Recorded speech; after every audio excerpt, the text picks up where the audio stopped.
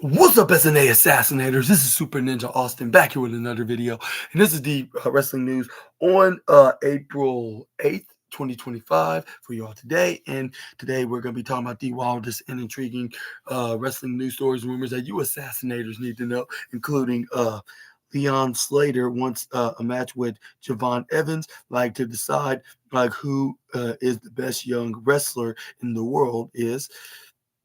And Soraya says I haven't spoken to WWE yet. I feel like they would be I mean they would kind of let me do my thing. And Braun Breaker says being able to work with Paul Gaiman, Paul. I don't know. I apologize. Paul Heyman is a gift. My apologies for the tongue tie. And Ric Flair like. Ric Flair and T Pain, Flavor Flav, named team owners in Global Gaming League, like in, and it says right here that Vince McMahon told Ken Anderson, also known as Mr. Kennedy, said I allowed two people to do pile drivers, like you're not one of them, and and we got and finally Harley Cameron names uh, Cameron's name comes from a mix of Cameron Diaz and Harley Quinn, which I figured she got the Harley from Harley Quinn, from the DC comic series, and plus much more. Let me know down in the comment section, right down no below, which news story that you're excited with, and make sure to subscribe and click on the notification bell for more of SNA's videos, and also subscribe on this other channel at SNA Entertainment. Link is in the description box below, and let's get on to the first story, and that is Leon Slater wants to have a match with the young OG Javon Evans to decide who's the best young wrestler in the world.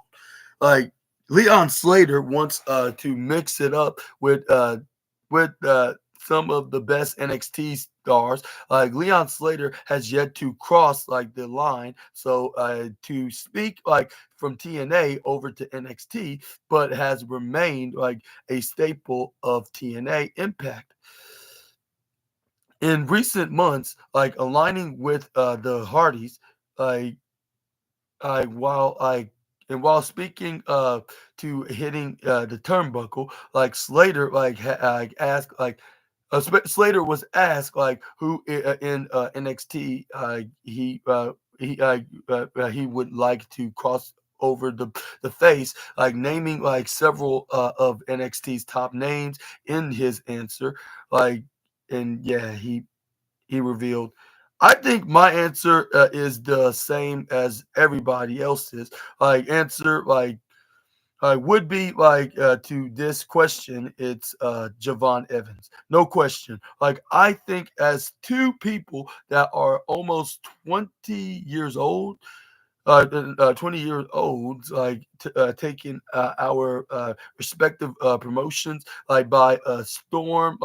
I'd really be interested to see who the best young wrestler on the planet is, right? And and interesting and exciting questions. I firmly believe it's me, and I'm sure he firmly believes it's him. And I think there's only one way to find that out. Part apart from Javon, like as another topic, I would love to mix it up with Oba or Trick, which funny coincidence, those three guys are going to be competing tonight against the what they call the Dark State. Oh, really? That's very awesome. Blue is probably the most greatest color that you could probably think of. I'll say I could say the same. And yeah, thank you so much. Yeah, it's just I thought I might continue to just to add some more flavor into the podcast, of trying out different colors. And yeah, I'll say blue next to red, brown, and purple are four of my favorite colors in the top four list of SNA's color list. Yeah, if you ask me what's my favorite colors are for those that want to know about your boy Super Ninja Austin's preferential colors. Oh, my bad. But yeah, but anyways, like, or whoever ends up like holding that NXT belt, like, yeah, which, yeah, that makes it less of more of a coincidence he mentioned those names. Like, I would love to get my would I would love to mix it up like with Fraxium Boys. Like, they have a very, very stacked roster, just like we do. But like, if I was to pick one, like, I think we should decide like who the best young wrestler in the world is. Elsewhere in the same interview, like, Leon spoke about like getting like the chance to work with the Hardys, like, but what are your thoughts on to Mr. Leon Slater's comments about him like wanting to have a little young dream match with the young OG, who who do you think who do you think if they do have ever do have a wrestling match, like whether if it's in TNA or NXT, who do you think will win this match and prove that who's the better and the best youngest wrestler in the world, I guess you could say. Let me know down in the comment section right down below. But yeah, given that they're both, yeah, 20, this could be like anybody's game at this point. Like, I mean, age probably don't have anything to do with it, but you know what I mean? Like, with them, like, young and hungry and dedicated and determined of being a successful wrestler in the industry. So I'll say, if I cannot relate what I see with Mr. Leon Slater. I hear plenty of stuff that he's doing, and I think that's very great, like, and very phenomenal. Even when him fighting the likes of Speedball Mike Bailey before he went to AEW, he wrestled like some pretty good matches with him and some other guys that's on TNA, right? I mean, that's in TNA right now, and it used to been on there, and also, what's the and I'll say, if I could say I could relate onto that, but unfortunately, I have not experienced any of yeah, Leon Slater's matches. Maybe I should give him a try on the watching them on YouTube, like a little highlights of his matches. But I can't tell you, however, I do watch Javon Evans every single week on NXT, like, because like he shows like just because he may be a young up and comer, like that doesn't mean he has talent, and that doesn't mean he can fight. Like, which he yeah, which he's been cooking up some pretty great matches. Like, yeah, cooking up like right into the metaphoric wrestling kitchen, like, which he does a pretty impressive job. Even wrestling Randy Orton and again Randy Orton's hometown in an episode of NXT, like in was a somewhat of a veteran rookie dream match of some sort, like of a scenario, which, yeah, which Randy Orton's one of his like, which is one of his like idols, like growing up watching WWE as a kid, yeah, which that was probably great to fight one of his favorite wrestlers in, yeah, in WWE, like in a match. Like, even though he lost, but he still put on a great match. Even Randy Orton admitted that he, like, yeah, he even impressed him. And again, he's like totally yeah, earned a place in WWE. Yeah, or earned a spot in WWE. Let me rephrase that. Yeah, but yeah, but that's a very tough question. Like, I haven't even don't know what exactly like style like this, yeah, this Mr. Leon Slater do. Like, he could probably be more better than I expected. He can be anything. Like, with me, like me as like a wrestling fan, like I haven't seen this guy wrestle before. I don't know what to say about it, but if we have the match, maybe it'll be a totally different scenario and a different kind of what's it called, kind of like what's that word I'm saying? Maybe it'll be a totally different like scenario. Like, with me finally getting to watch his matches, like wherever wrestling company's wrestling for, like I just need to watch some highlights of his work. But let's move on to the next slide. But for those that are aware about Leon Slater, let me know in the comment section right down below, and let me know in the comments who would win that dream match when if WB is going to be, or WB or TNA or both companies going to be putting on having this kind of a crossover dream match. But for now, we're just going to have to continue to speculate onto that. Well, I'm gonna have to watch Leon first before I can even speculate anything into this matter. But let's move on for now. Like, with some Soraya news, like, is she haven't spoken to the Stanford-based company yet, but like she feels like they would kind of let her do her own thing. Soraya once again discusses like possibly a returning to WWE in another tease, I should say. Like last month, Soraya announced that she would be departing with All Elite Wrestling, and taking a step back away from wrestling, from the time being, citing that she did not feel like she fit into the women's division on the roster. Plans prior to her AEW run, Soraya was known as Paige in WWE. And while speaking to WrestleZone in a new interview, Soraya noted that she has not been in contact with WWE since her AEW exit.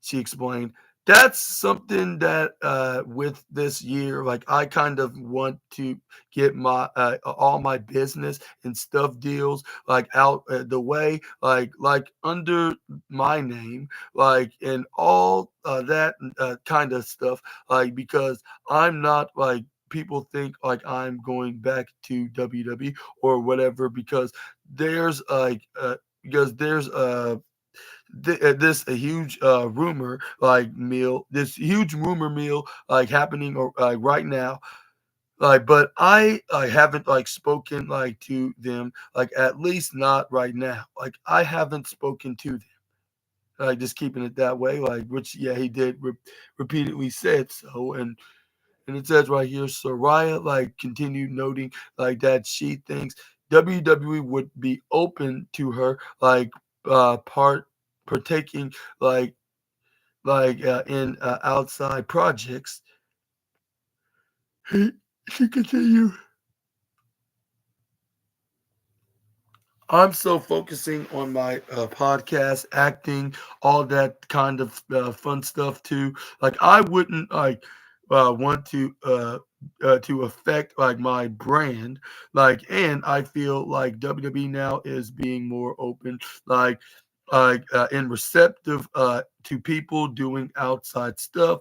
They are much more comfortable with that, and are much more accepting of that. Like I feel if I ever did go back, I feel that they would be understanding at this point, and kind of let me do my thing.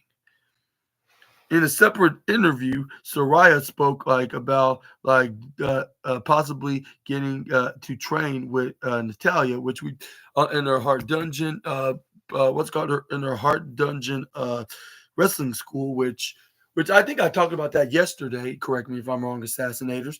But yeah, which whatever day it was, yeah, I did talk about that. Yeah. Uh, kind of teasing that she could be coming back to WWE by training with one of her former colleagues and probably longtime wrestling best friends that's in the company, which is the Queen of Hearts, which is the Natalia, of course. But let me know down in the comment section right down below on what's your opinion. Do you think this is a sign that she is likely coming back to the company that she made famous at, with her name being Paige? And if so, do you think she's gonna go back to that name, or do you think she's gonna use her real first name, Soraya, like she did in AEW? Let me know down in the comment section right down below. But I'll say either way, it does seem like there's some kind of tease, especially with Soraya explaining when that time, if she did ever came back, it'll be when that time is right, and all and when the company like yeah, give her that offer to come back and be part of their brand again, which I would say it won't be hard for WWE just to the the contact her and to offer give her some kind of offer that she cannot refuse to make a huge return. And maybe this time she'll be much more of a big deal than she was 10 years prior, when she very first joined. like when she beat especially when she beat even though that's gonna be an iconic like moment for her, like probably the most iconic moment. Even if whatever she does that's even more iconic, I think that it's probably not gonna change her. Like when she changed that when she made her main roster debut, when she was the one that dethroned AJ Lee in her first reign with the Divas Championship, which it even and it even give us wrestling fans a reminder, like on the movie as well. I mean, you can watch it on the WWE Network as well. Like if you watch it on that particular episode of Monday Night Raw, which was the day after WrestleMania 30, like in 2014, when Paige made her debut with AJ Lee was making an open challenge, which we got the NXT at the time star Paige came out there to challenge her, which AJ Lee slapped her and she's like let's see if you can actually try to take this from me, only for her to actually do so out of a shocking rampage maneuver, which is her signature move to get her to win. Which I can remember like it was yesterday. I was very young, like maybe like I'll say likely a preteen, yeah, when that happened. But yeah, like, but what are your thoughts on to Paige's return again? Like yeah, let me know all about that in the comment section right down below. What all these questions I ask you, assassinators. But yeah, like it's very intriguing, like to hear like Paige not denying anything like about could possibly returning to W. But she said when that time is right, and she said like, and I noticed that like they allow like wrestlers do their outside projects like without any repercussions whatsoever like because they think like it should not be anything like nothing wrong with that as long as it's not like anything inappropriate that's against the rules like something that like they fired Mandy Rhodes for an example for like when she had those explicit OnlyFans like accounts like of making like a profit out of the like because that would ruin the images of her like as a a PG rated wrestler, I guess you could say. Yeah, that'll ruin her images as a PG rated. Let me rephrase that. Yeah, but yeah, and also ruin the reputation of WWE being like a PG product, which that's understandable.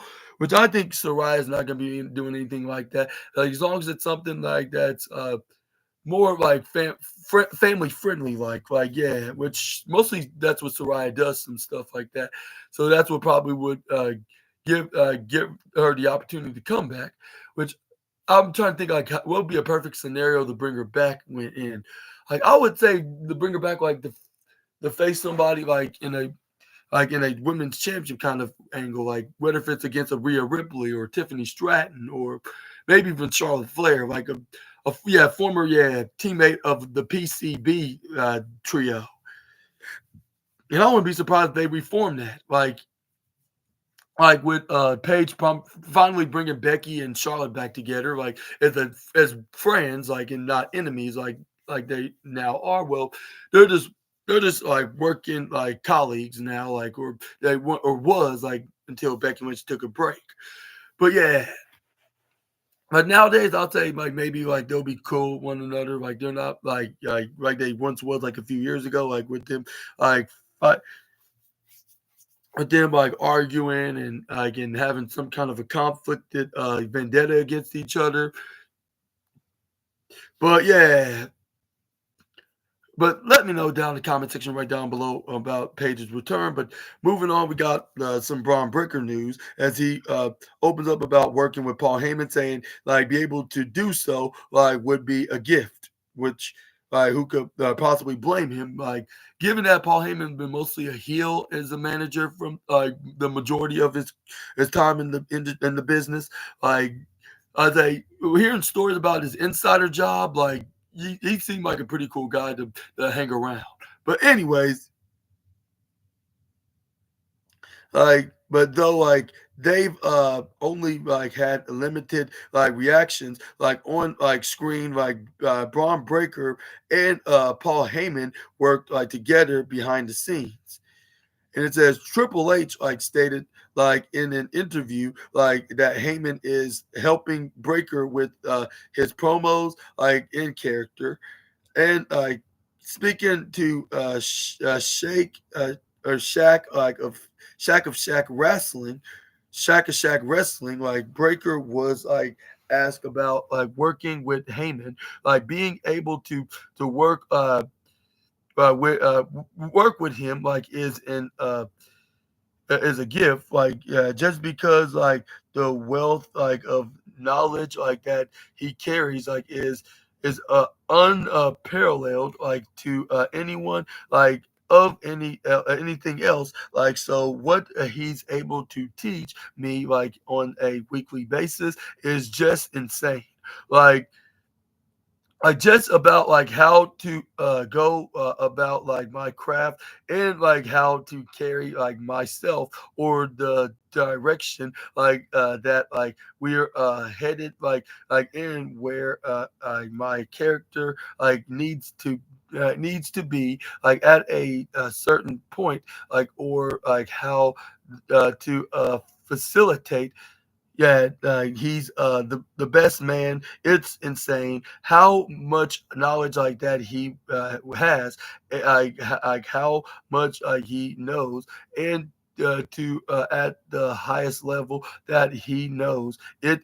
It's crazy. Like it couldn't be more lucky to even be part of anything like that Paul is doing. I love him. I love working with him. It's cool. Elsewhere during that interview, Braun Breaker like discussed being in the ring with Roman Reigns, which we're gonna talk about really quickly. But what are your thoughts on Braun Breaker's response of working with the wise man, like back behind the scenes, like with Paul Heyman teaching them how to cut promos, which I'll say, while judging by his segments, like when he's in the ring in a promo segment with somebody, like that he's assumed to challenge. I mean, that assumed to defend his Intercontinental Championship with. They're pretty decent. Like they're something that like what Mid Carter should cut a promo like if not like a main eventer kind of promo, like with him letting his fans know that yeah, basically he's not playing with them, and he will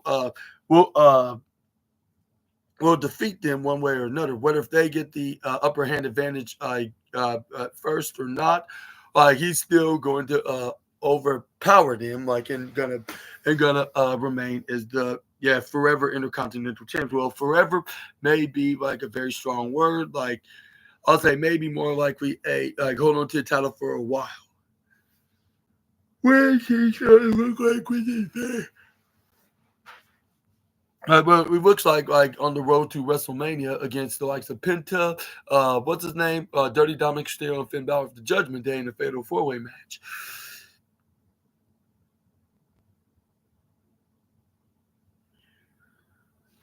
Yeah, I knew that. Yeah, it's out in theaters. Yeah, like it's very awesome. Yeah, yeah. And I believe, like, yeah, my nephew seen it in theaters, like with his grandma, like on his mom's side. Yeah, like he watched it at our local movie theaters with him and his cousins on his mom's side. Yeah, yeah, like so. Yeah, like so.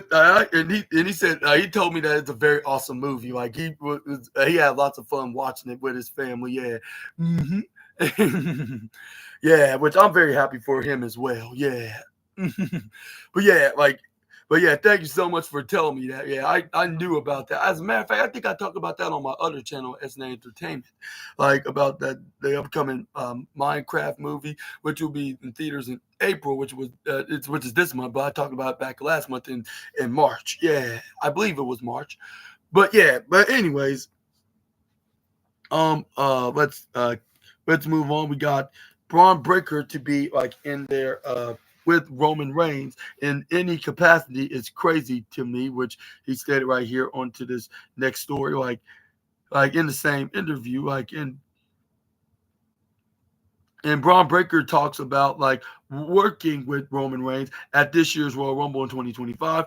During the 2025 Men's Royal Rumble match, Braun Breaker like and Roman Reigns came to blows like in the ring, like with Braun Breaker even hitting the spear on the Tribal Chief, and before being eliminated by him by Roman Reigns shortly after.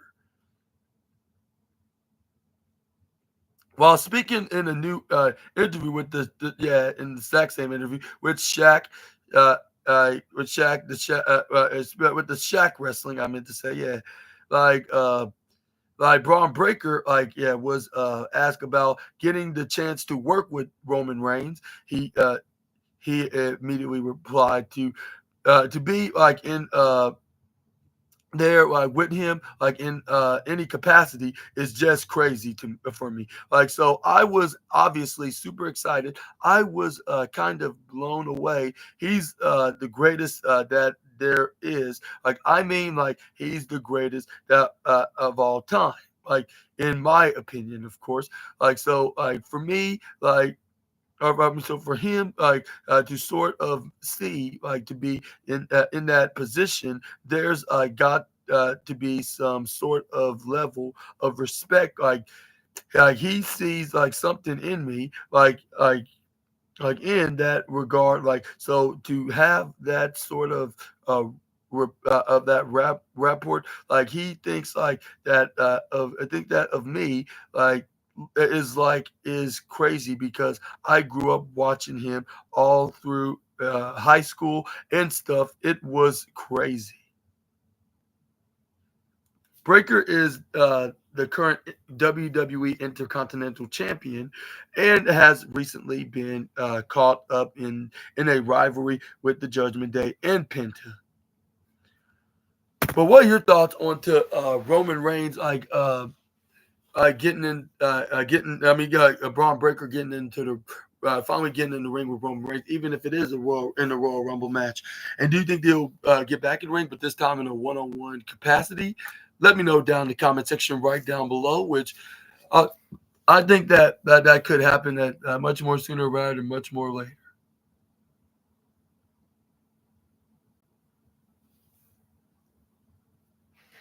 But moving on, we got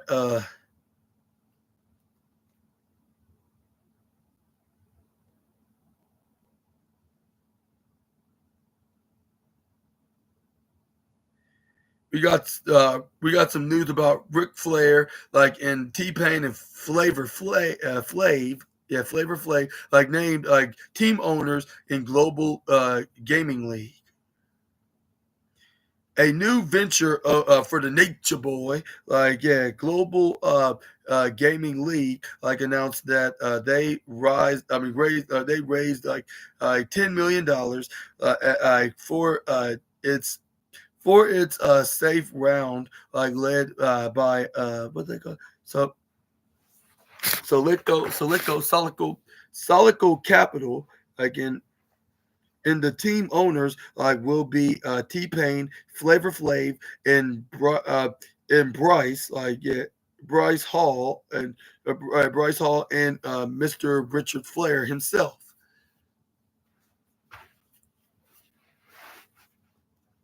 Like, Global Gaming League, like, raises like $10 million funding, like, around to revolutionize like gaming entertainment, like GGL for short, like, set to systemize and monetize like the world's largest like untaped entertainment audience. Like, the over 3 billion people, like, who play video games like worldwide, like Las Vegas, Nevada, like, on April 8th, 2025, like, which is today, or was it today? Yeah, which is today. Like, the Global Gaming League, like, yeah, like a global gaming entertainment, like, in meet and media company announced like that safe round, like, led by let's go Solico Capital of GGL, like, was founded like by Grammy nominated and multi-platinum music producer and entrepreneur Clinton Sparks, in partnership with music icon T Pain, like, and tech visionary, like, and Jeff, like, Hoffman, like, Priceline, you bid, like, of Booking.com. Like, the Global Gaming League is a the first of its kind multi-title gaming league with celebrity-owned teams made up of four players, each high-profile influencers, actors, athletes, artists, casual and professional gamers who compete in live events, playing everything from first person shooter sports titles and fighting games to the latest releases in retro favorites the GGL is not in S Sports League, it's a gaming entertainment league like that that brings together every style of play and every kind of player it's multi-generational multicultural and converges of gaming music like sports fashion celebrity competition and culture like there are over 3 billion gamers around the world said Clinton Sparks founder and CEO of GGL but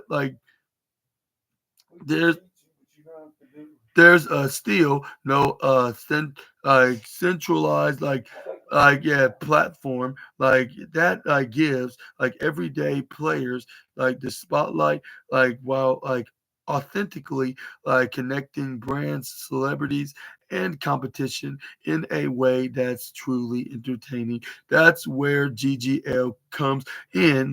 Imagine the energy of the Super Bowl, the fandom of Comic Con, and the culture of Complex Con, and Coachella. There is currently no place for investors to have any meaningful return on a gaming investment brand. To consistently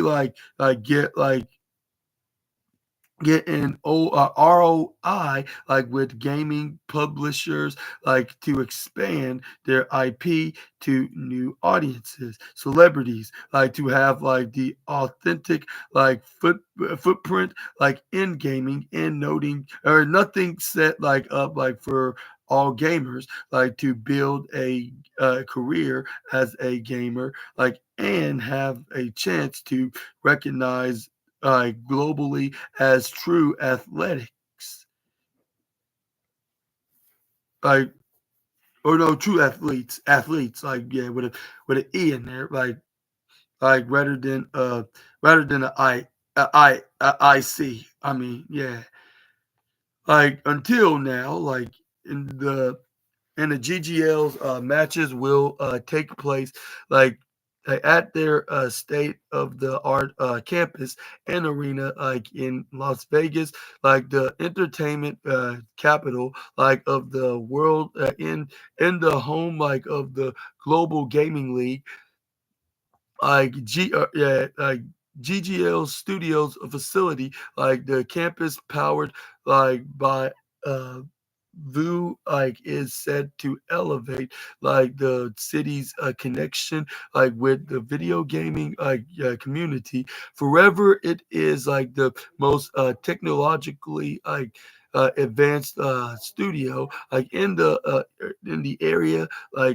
boasting the largest uh wrap around digital screen in the western US, second on the Sapphire and 43,000 square feet of space with everything for Hollywood level film and television production and VIP events of all kinds. GGL delivers an unforgettable experiences high impact sponsorship moments and a new entertainment format like where like the audience like is just as important as the action. Everybody games like everybody games like what said T Pain, like GGL director of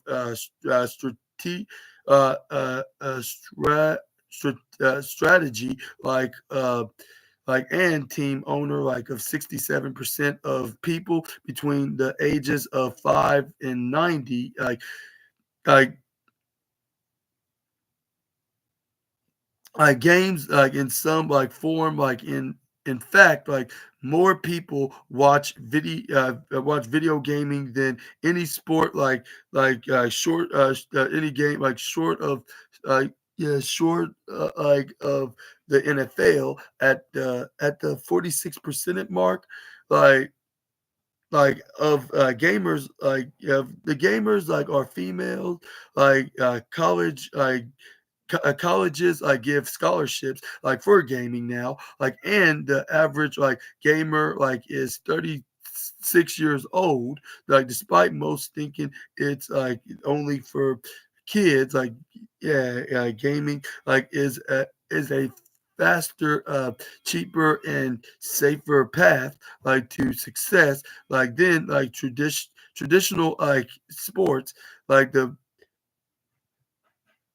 global gaming league is providing real opportunities for gamers around the world to be drafted and earn a salary as a player on a celebrity owned team through the global what's that nomination, submission, a process where gamers can log on to a a global gaming league, and sign up. And since announcing this, the league has over a quarter of a million entries to play for one of the celebrity owned teams. The first The first team owners to be revealed includes T Pain is the Grammy award winning artist and beloved voice in gaming culture.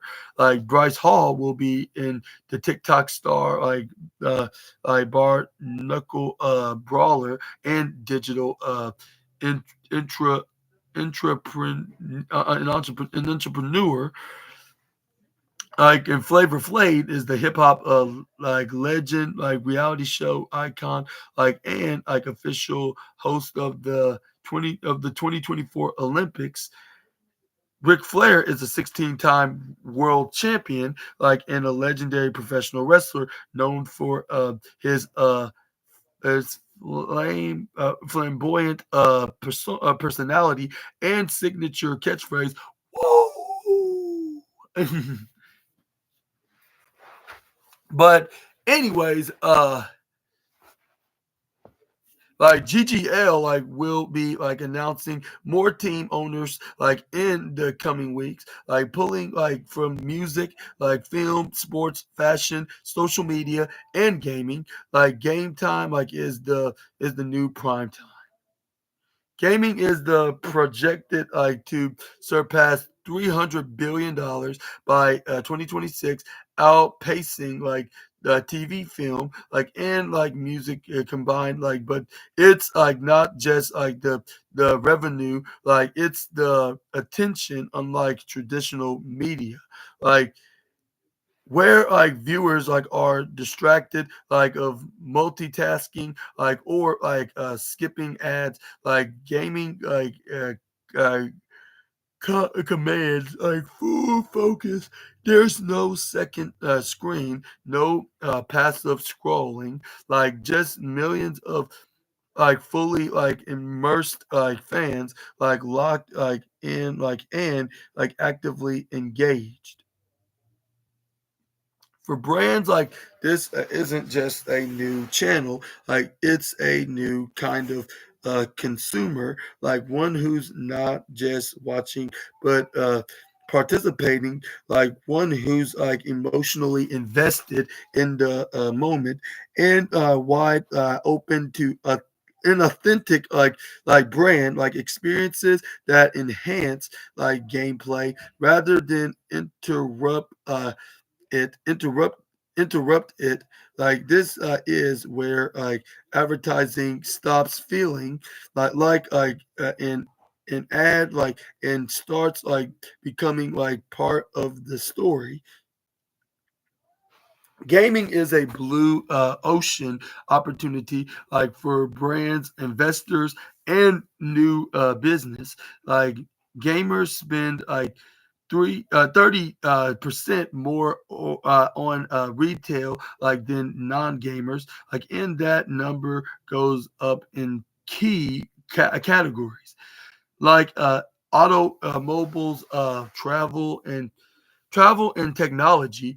Like which said John Garcia, of the founder of managing partner of Solical Capital, like gamers like don't just play, they influence. Like today's like gamer like spans like of generations of lifestyles. Like they watch, buy, and move culture. Like when I met like Clinton Sparks, and listened like to his vision, like I knew this wasn't just another business idea. It's a key future in media.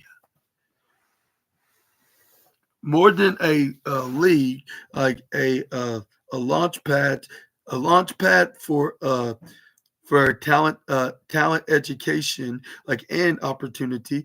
Like the launch like also includes the GGL Academy, a first of its kind like of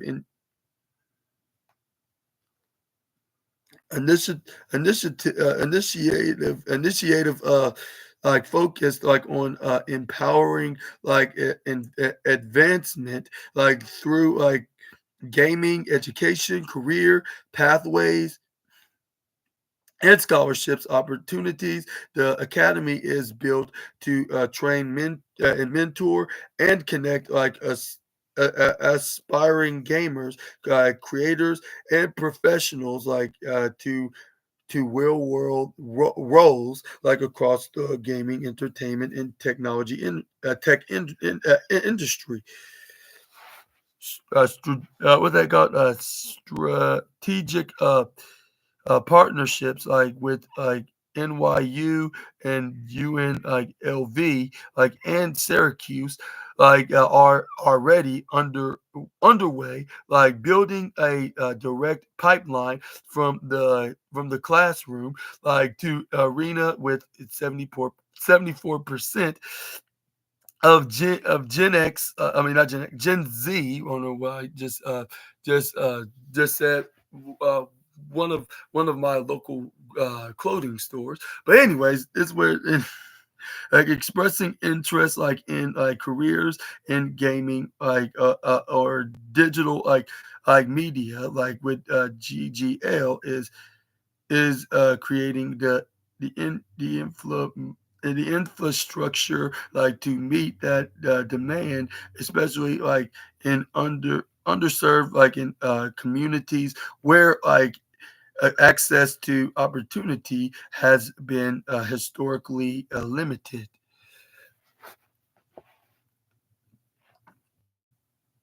And yeah, and that's what Jeff Hoffman had to say uh, on the matter, which is the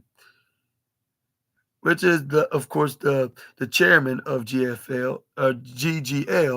I came like out of retirement like for this like because this isn't like just about like gaming, it's about access. GGL has the power to connect cultures, like build international bridges, like uplift like underserved communities, and close age gaps. Like and it's not like just meaningful, like it's good like business. We're like building a platform that can like monetize like at scale like while making a positive impact. Like that's rare, like and that's why like I'm all in.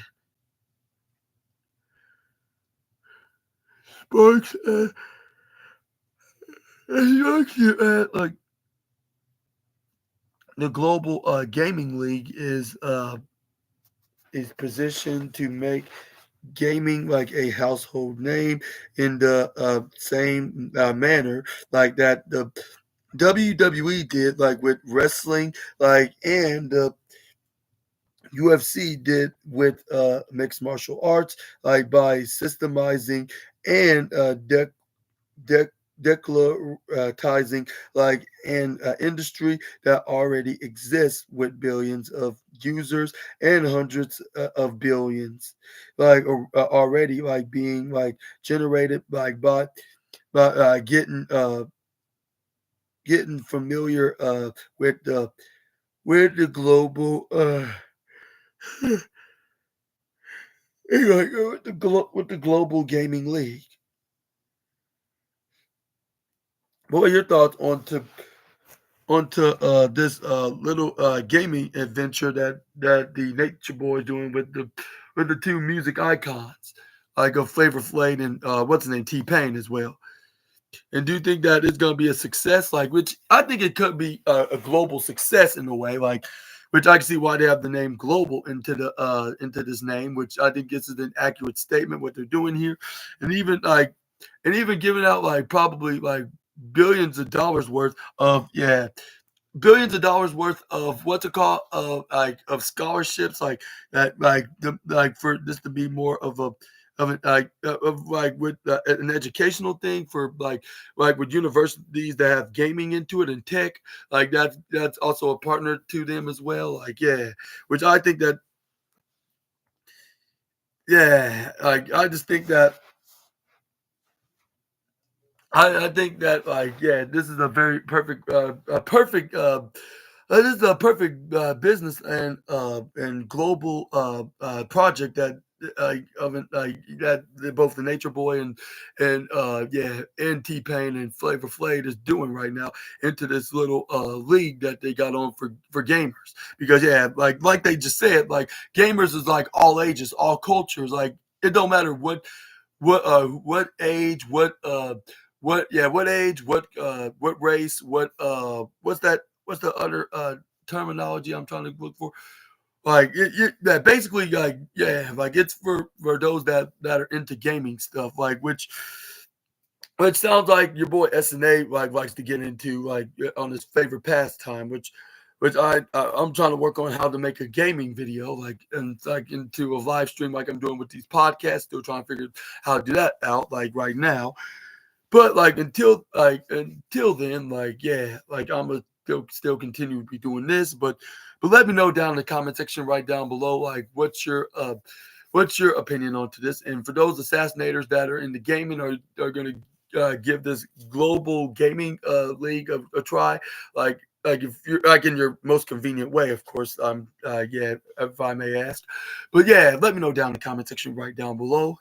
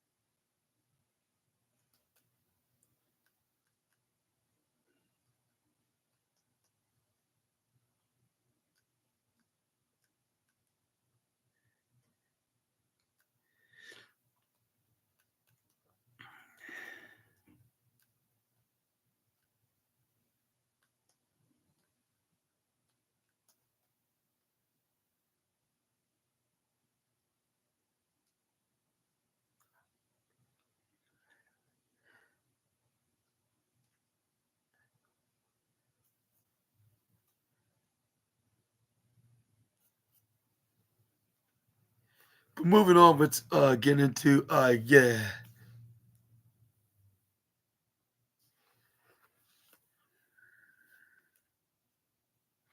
Let's see.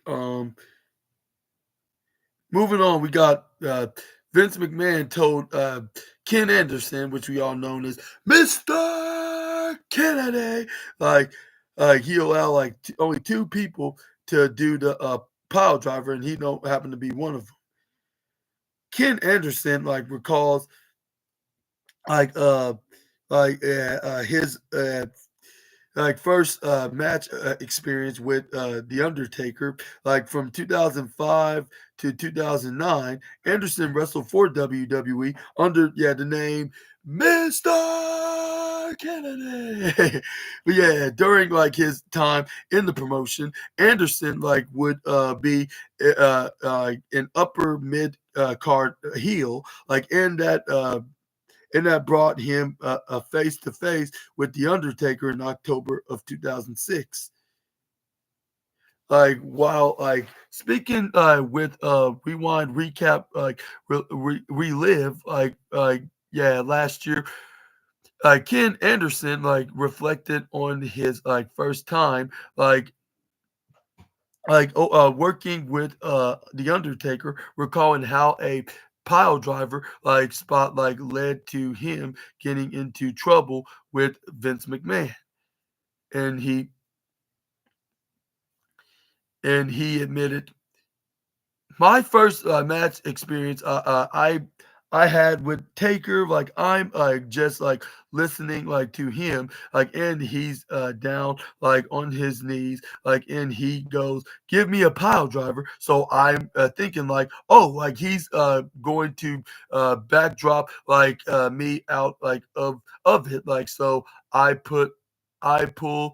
I pull him like and I'm standing like there like and I'm waiting for him to like backdrop like the backdrop me like and he goes like god damn like give it like to me like he's a heavy dude like like he's 270 pounds like so I can pinch like his like head like so tight like between my legs like and like yeah made sure like that I held him up like as much as I could like with my arms. I gave him like the pile driver. I came to the back after like the and match like and walk through like this curtain and Vince goes like come here like he goes like I know like where that like came from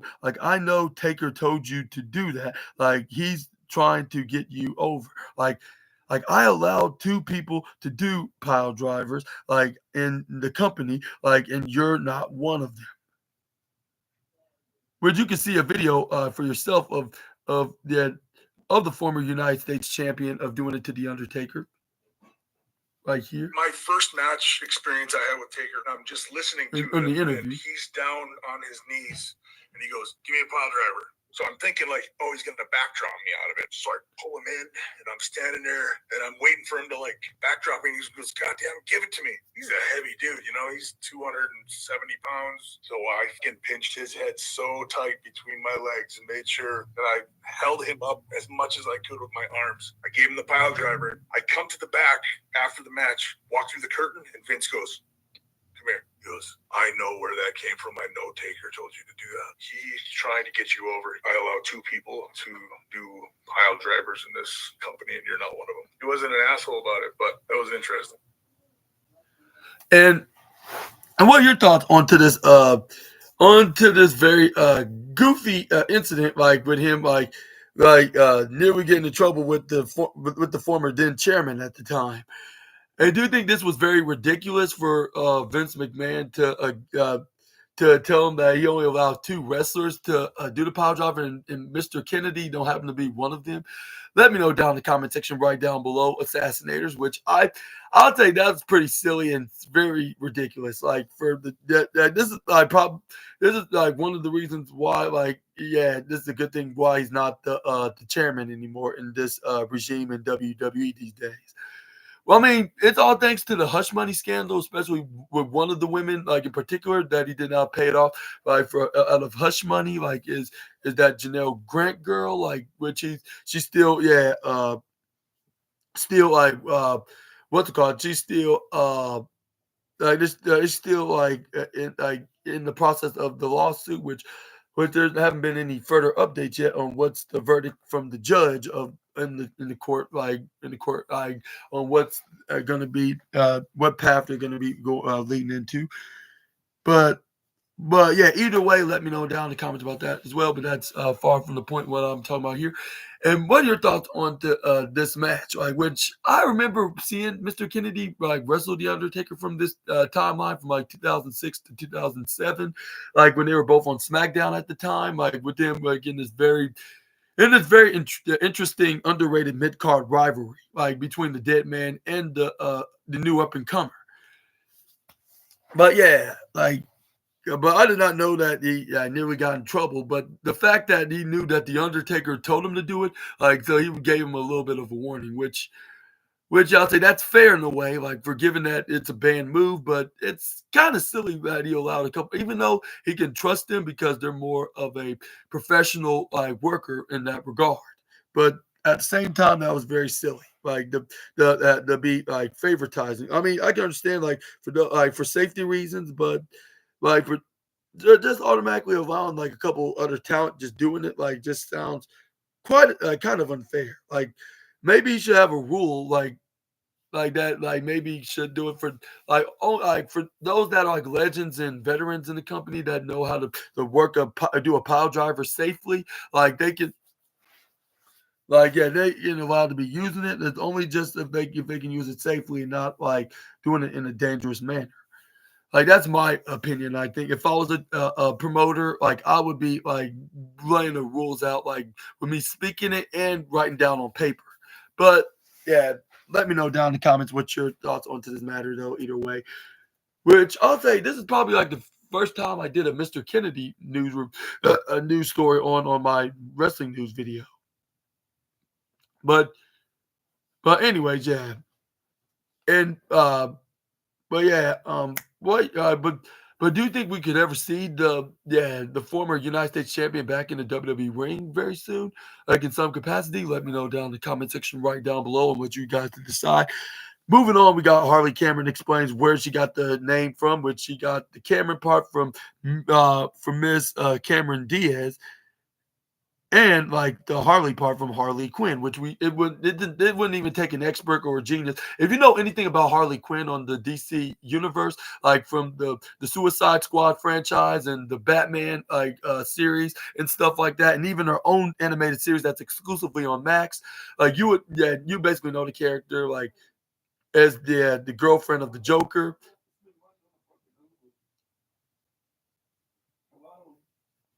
But yeah, but let's get into the story like with her very famous latest her very famous catchphrase she got over in this year 2025. Feel the wrath. Yeah, it never gets old. But anyway, like Harley Cameron, like wrestling name like is far cry from the real name, like in the and she combined two famous women like to get her persona.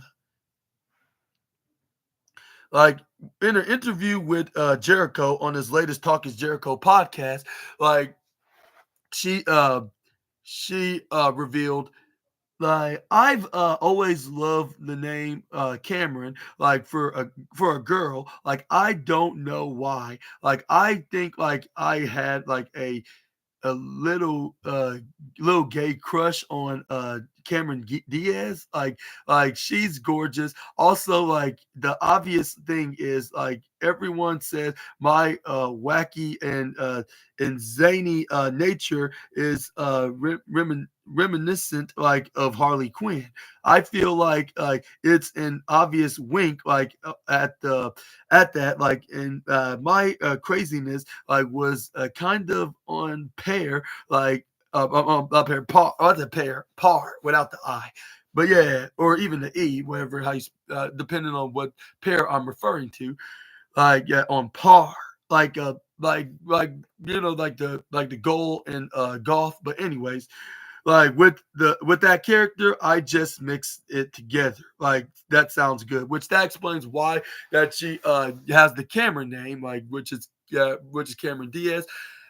Yeah, and also Harley Quinn, like from the DC universe, which I'll say that's understandable. Like, which I would, I assume that she would admit this, like if she ever be interviewed by anybody, which it happened to be a fellow AEW wrestler, which is Chris Jericho. But Cameron Diaz is an angel like of hair come enthusiastic, which is which yeah, which I'm not sure if I should explain any more, which I'm not sure like because it kind of sounds very highly extremely the inappropriate the way it's spelled like in this manner. But anyways, while Harley Quinn is Joker's favorite chaotic demon girlfriend or whatever you like to be referred to her as. But elsewhere in the interview, Harvey Cameron revealed it was Mercedes Monet's idea, bringing Puppet Monet into the mix. Go figure. But yeah, what are your thoughts on Harvey Cameron revealing where she gets her wrestling name from? Which I kind of figured the Harley part was Harley Quinn for real. Yeah, like on that note, yeah, like just it couldn't take an expert like a wrestling or even a what they call it, like it wouldn't even it wouldn't take like an expert or a like in wrestling or even in what's called or in the comic book world just to know like where she's getting the Harley name from. But let me know down in the comment section right down below. And did you were aware of that of both of her getting the Cameron name from Cameron Diaz and Harley from Harley Quinn? Which I did not know about the Cameron Diaz, but I was like, what? I wonder where she got the Cameron name from. Like it could be either a real name or been inspired by another different character like that she's favoring, like in like what's her favorite like popular female character. But anyways, moving on, we got Harley Cameron reveals that it was the CEO herself was the idea, was the puppet, which I was wondering where she got the puppet thing from, which at first I thought it was her doing it with her own, like doing it on her own, but yeah, like I mean, like it does make sense now once you think about it. But anyways, like Harley Cameron introduced like the world like to Puppet Monet. Like I don't know what is up with wrestlers with puppets. It kind of sound yeah, sounds like my YouTube homie Simon. But anyways, let's continue. Like yeah, like during her feud with the CEO Mercedes Monet, like yeah, and leading up to AEW Grand Slam in her hometown or home country of Australia, like the puppet became the source of frustrations for Mercedes, like who felt Harley was mocking her. But that sounds understandable, but like at the same time, it's so damn hilarious. But anyways, like yeah, it turns out like the puppet was all Mercedes' idea, like in the insider perspective. In that same interview with Chris Jericho in the Talk Is Jericho podcast, she also revealed like I posted a thing on Twitter like being like me and Earl like are doing cameo. Like I guess like everyone like at work like was like your puppeteer like in a puppeteer in a very interesting question. It was Mercedes' idea. Like I still remember like when we like spoke about it like and she was like could you ever do a puppet for me? Like a puppet of me like in a very interesting question like and it says right here where was oh yeah like is that and and it's funny, like she said like it because like the moment like she said it, like I was like, no shit, like I was like literally like thinking about like doing this. Like I actually made the puppet, like I brought the puppet base, like but like the hair, like and outfit, like I have to give a shout out to Chris, like the the scene the seamstress, like yeah, here, like he's fantastic. He made the gear. I gave some of my old gear like to him, and he made her gear. Like we created mini Monet like ourselves, like and like the people loved it. That yeah. and and Mercedes got the last laugh on the puppet at AEW Grand Slam Australia when she defeated Harley. Like now, like but yeah, Harley and Mercedes like did team this past Saturday on the go home edition of AEW Collision against Julia Hart and Athena, which is their two respective opponents on their first round in the Owen Hart Cup tournament. Which I heard that the CEO Mercedes Moné won this past Sunday on Dynasty. Like she defeated what's her name, Julia Hart. Yeah, while Harley Cameron, I believe tomorrow she'll be facing Athena, if I'm not mistaken. But what are your thoughts onto this very shocking and very impressive revelation from Harley Cameron? Which this was probably the best idea that the CEO has ever had, like with something like this, with something that like that leads up into her being mocked by, like with somebody that's one of her opponents or future opponents, which that is Harley Cameron, which she was the next challenger for the TBS title. Yeah. Like, well, sort of, because in the storyline, like she wasn't winning any matches until she won that one match against Deanna Perrazzo, or was it Taya Valkyrie? I totally forgot who it was that she defeated, like to try to impress the CEO, which she still said there's only just one match. Like you got to do more than just that to be an impression. Which which the CEO had one thing right about. Yeah, but yeah, I never thought it was Mercedes Monet's idea was for her to do a puppet thing, but like out of first a mockery out of her, but now like it seems like they're starting to be like some kind of a like an odd pairing tag team now. Like with them, like one's the more serious and all about her about her being in the business side of wrestling, while the other one is just being a joking comedian, like in her character, like whether if it's in with her in the ring or her like in segments like or like her doing her little music skits like when her in the guitar, like if she's like a female Australian version of The Rock or even Elias, or nowadays he's going by Elijah. But yeah, like hopefully Anthony Khan's gonna be making the women's tag team championships for these two. Yeah, especially for these two, the change his mind into his ideas of pitching like of a tournament for the women's tag team championships, which I would be definitely all in for that idea, by the way. But let me know down in the comment section right down below and what your opinions on to that as well. But yeah, but moving on, we got Liv Morgan like is not like a pretty crier, like, and when I yeah, when she said when she cries, when I cry, like I'm so pretty, like, which I'm not sure if that made any sense, but like we're just gonna go with it, like since it's the next intriguing news story. But anyways, it says right here, like for the majority of 2024, Dominic Mysterio was trapped between Rhea Ripley and Liv Morgan as the latter tried to gain his attention, like while Ripley was sidelined, like with an injury, like things like came like to a head like at WWE like SummerSlam 2024 when Rhea Ripley like and Liv Morgan finally battled like for the women's world championship. Like Liv Morgan was victorious like in the bout, like thanks to Dominic, like who turned on Rhea, like and officially aligned with Liv Morgan, like in sealing their relationship with a kiss. Well, in kayfabe that is, of course. But yeah, anyways, like he showed like the ultimate like act like of love, like in and chose and and chose like yeah, he chose love and chose me like and embarrassed Rhea like in front of millions of people, which I thought was like hundreds of thousands. But anyways, like she was crying. She's so ugly. Like she is not a prettier crier.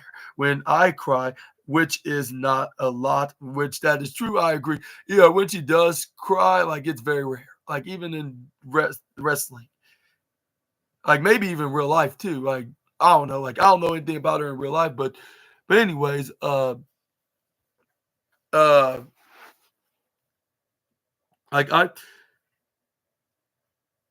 like yeah, like I cry and like so pretty like I am so pretty like yeah she stated like while being interviewed by the Untriggered like with admin Jazz yeah like Liv Morgan and Dominic Mysterio are still going strong, like with Liv reigning like as one half of the women's tag team champions alongside Raquel Rodriguez.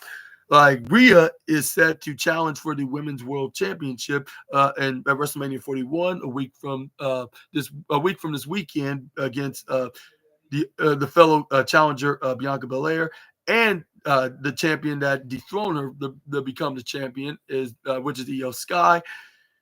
And what are your thoughts on to Liv Morgan yeah, bringing this up into this interview? Let me know down in the comment section right down below. But like, which I'm not sure what that had anything to do with like I don't know what that has to do with anything of the price of beans at this point. But like it is very funny and very comedic, which I have to give, even though I don't normally give out like awards like of Goofy Wrestling or any type of award on the news stories. But this is gonna be the first time I'm gonna do it today, and that's gonna get the golden trophy of Goofy Wrestling of the night. Well, yeah, perhaps this is going to get the Goofy Wrestling Trophy of the day. I guess you could say, considering it's daytime still. As a matter of fact, it's still early afternoon. So what am I talking about? But anyways, but yeah, either way, let me know down in the comment section right down below. But yeah, but we're gonna end today's wrestling news video with Big E has no desire to weigh in Tony Hitchcliffe's WWE Raw joke, like and he stated that he wasn't aware he did what he wanted. Big E reacts to Tony Hitchcliffe's joke about him, like from Monday Night Raw last night, which I did talk about, by the way, on my podcast on the review video. But yeah,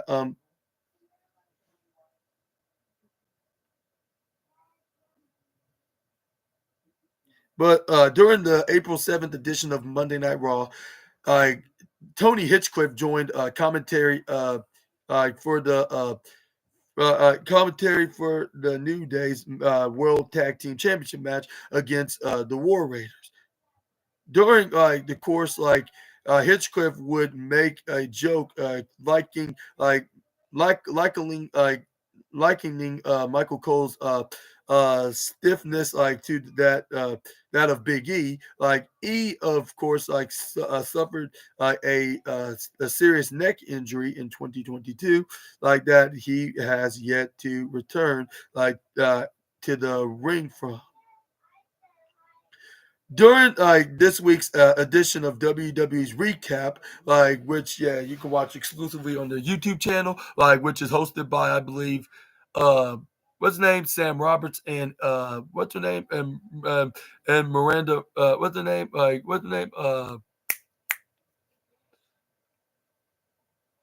what's her name, Morant, I forget her first name,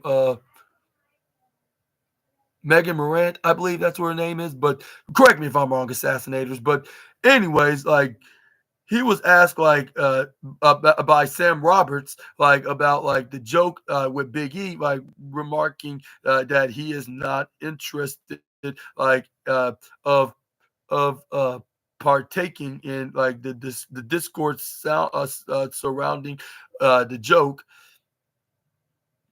And yeah, he and he replied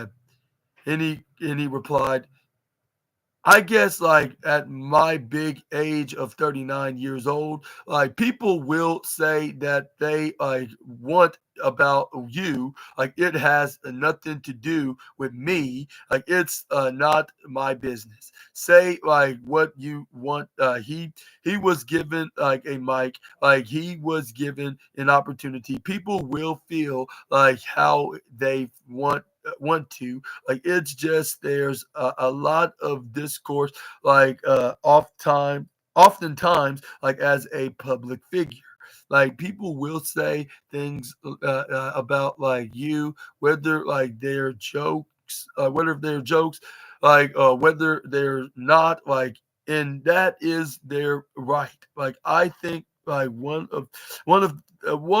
thing like is and I get that I'm one I'm on here, like it was like said like on the show, like I'm supposed to talk, like especially like when things like are like mentioned about me, like I should like have like an opinion like on them. Like it's just it is like tiring, like to have to weigh in on everyone's opinion, like or whatever like they say, like look, I'm not hurt, like I'm good. I want the discourse like to be like had like without to be had without me. Like honestly, like I really have no desire to weigh in on this. Like I didn't sign up for this. I wasn't aware of this. He did what he wanted to.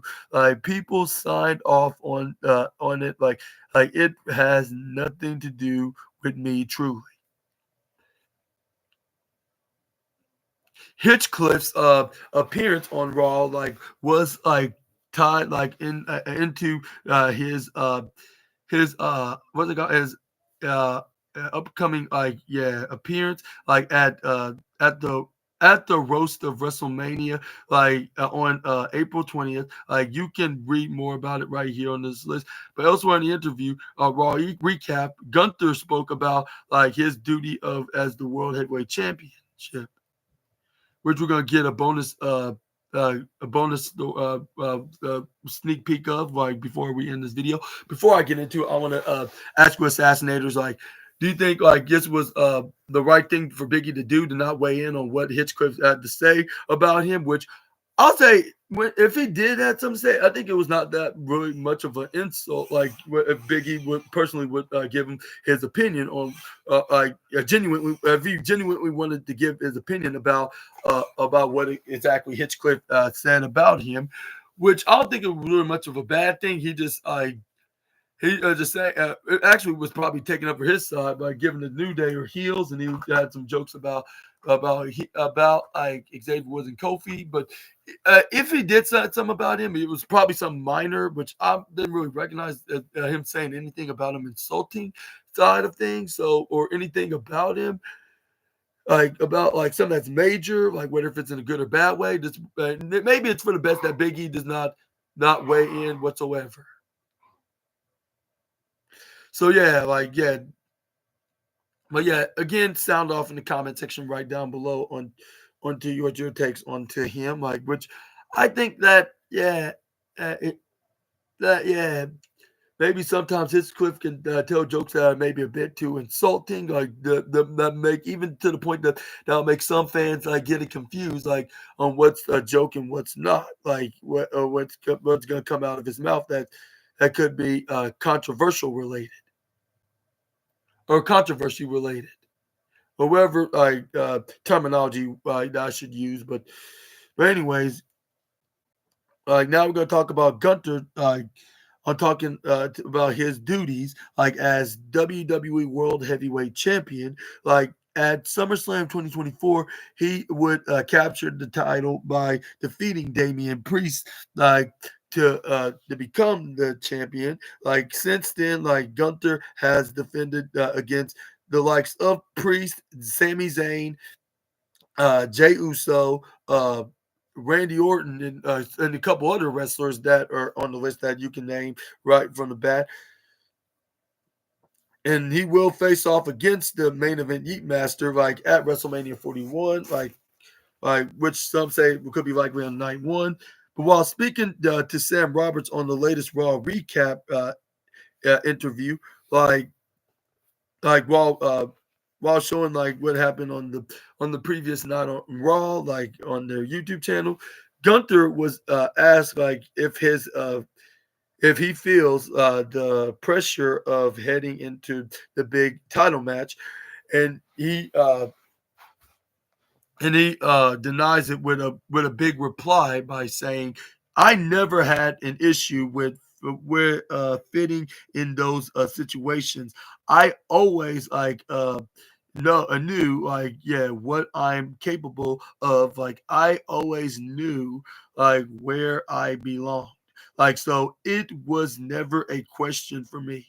Like that I would end up like in those positions like even though like this year it's not the scenario like I wanted to be, and I have an opponent like that's overreaching like by a mile, like that is like not like on my level, like and that's what I'm carrying, like yeah, that's what I'm carrying around with me, like right now, like and going like into like that, like if you like ask me, am I excited and excited in a in a very revealing question I don't know. I I don't think like there's much excitement like to that. Like I think there's mostly like I'm a professional wrestler. Like I'm the world heavyweight champion. Like there's a duty to fulfill, and I'm going to do that. Gunther, like, yeah, was then asked like about measuring like excitement like heading into a WrestleMania match, like with Gunther once again noting like it is part of his duty like as world heavyweight champion. He added, like I think like my professional I think my personal feelings it's too intimate like of my question of a question in general, to answer, like I of a question to do answer. Like I think, like I'm here to fulfill my duties as world heavyweight champion. That's what I'm doing right now. But what are your thoughts on the Gunter's co- confidential comment on to of of authority assuming that he's gonna retain the world heavyweight champion. My bad, like with the stretches and stuff like. But let me know down in the comment section right down below and what's your opinions onto that as well. And yeah, and maybe like with Gunther. And do you think this is like a sign that Gunther could be dropping the title to main event Jay Uso? Let me know also about that as well in the comments. Which I think that could be, but at the same time, even if he wasn't gonna drop it, he's gonna be telling the truth right here. He's just gonna continue to make example example out of the everybody in the wrestling audience, I guess you could say. But like we're gonna see like can he successfully retain like he did at Saturday night's main event, or can Jey Uso can do the unthinkable and the impossible and be the one to dethrone the ring general, winning his first world championship in the process. Which I think that's gonna be the case right there, like alone. But and I guess that'll be it for today on the wildest and intriguing wrestling news and rumors that you assassinators need to know. And let me know in the comment section right down below on what your favorite news story it is. Which I got like about four of them for these videos on what I just talked about right here. First one being Harley Cameron the reason why that she came up with the name in the first place, which is from obviously from Cameron Diaz and Harley Quinn. which I kind of did figure that she got the a Harley part from Harley Quinn, and also like and number two, I'll say, like with her revealing like who came up with the Mini Monet puppet idea, which was none other from the CEO Mercedes Monet herself.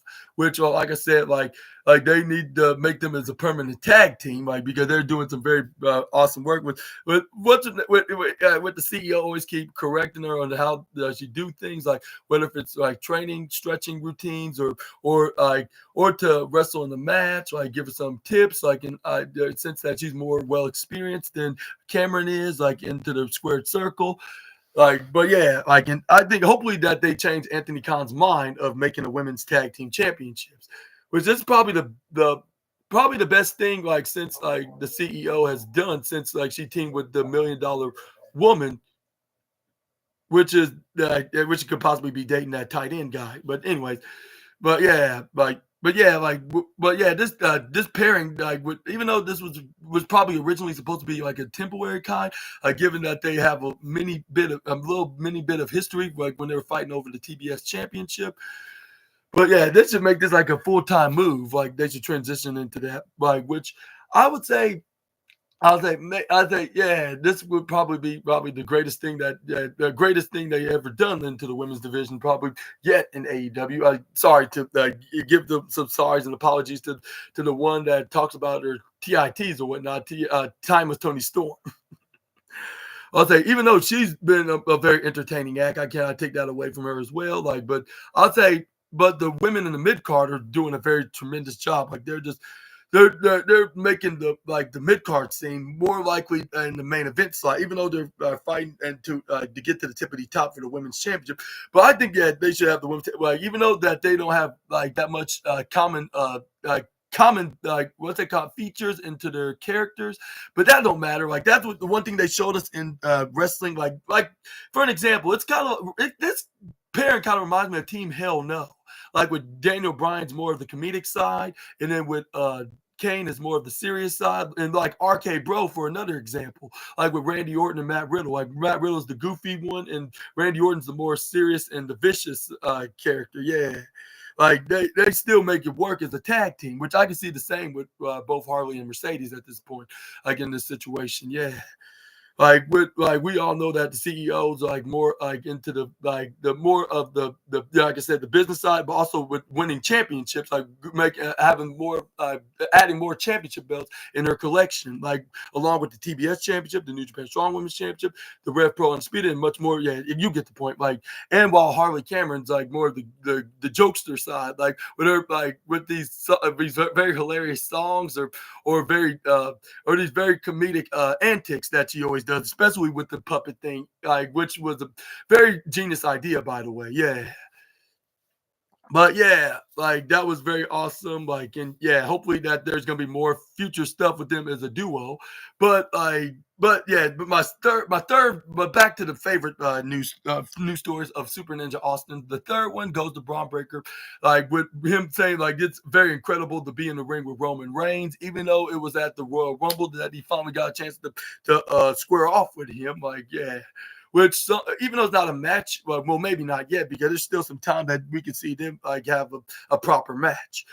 But yeah, I thought I might add that onto the list as well, along with him, like with number four, like being with him saying, but be learning or working with Paul Heyman as a gift, like which they said like he helped him with his promos, with his abilities of cutting a promo, like when he's on the microphone, like when he's speaking to his opponents or even to the WWE universe in general, which is the fans, of course, like which that's their term of calling their followers and fans like the universe, the WWE universe, like how I call it the SNA fans, the SNA assassinators, like in the fan base of this YouTube community, like of me like making these podcast videos.